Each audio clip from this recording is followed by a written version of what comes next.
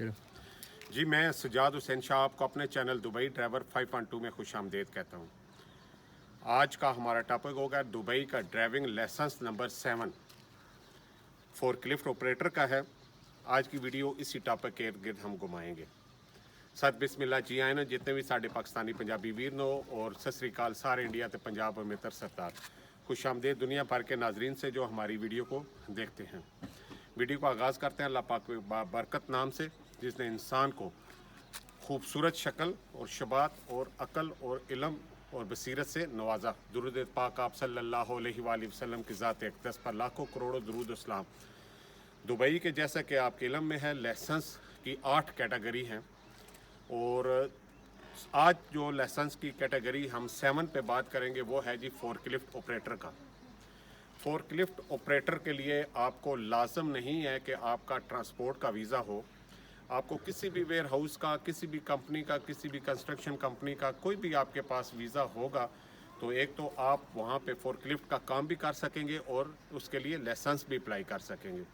Licence apply करने के लिए सेम प्रोसीजर है।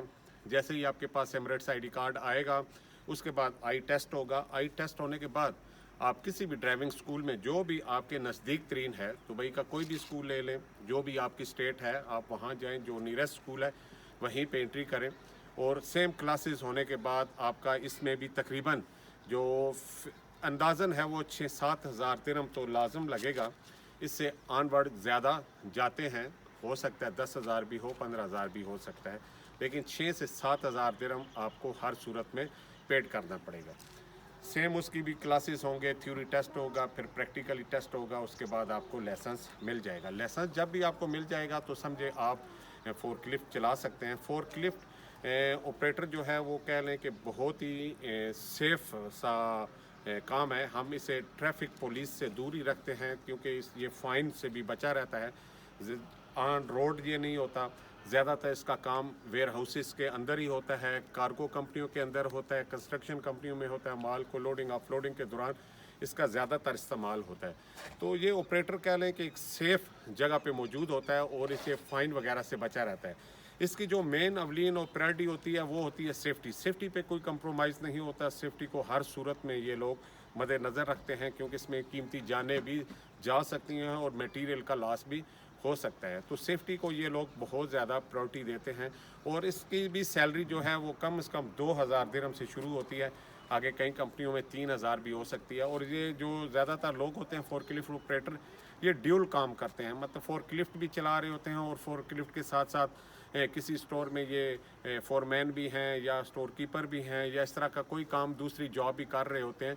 तो इन्हें डबल बेनिफिट होता है, जॉब के साथ साथ ये फोर्कलिफ्ट का काम भी कर रहे होते हैं। बाकी जिस तरह लाइसेंस नंबर 4 है, ट्रेले का अगर लाइसेंस है तो आप ट्रेले के अलावा और कोई चीज़ नहीं चला सकते, मस्ट वाइज छोटी गाड़ी के, अगर वो भी आपके अपने पर्सनल नेम पे है तो उस सूरत में। तो लिहाजा हम ये कह सकते हैं कि एक सेफ सा जो है ये लाइसेंस की कैटेगरी है और इसमें ज़्यादातर जो लोग होते हैं वो हमारे इंडियन और पाकिस्तानी कम्युनिटी के लोग ही ज़्यादा होते हैं क्योंकि यही दुबई में कंपनियां भी इन्हीं लोगों की ज़्यादा होती है। तो ये लोग एक तो लैंग्वेज भी समझ सकते हैं और दूसरा कुछ लोग पढ़े लिखे होते हैं ताकि इंग्लिश और अरबी को भी बआसानी समझ और बोल सकते हैं।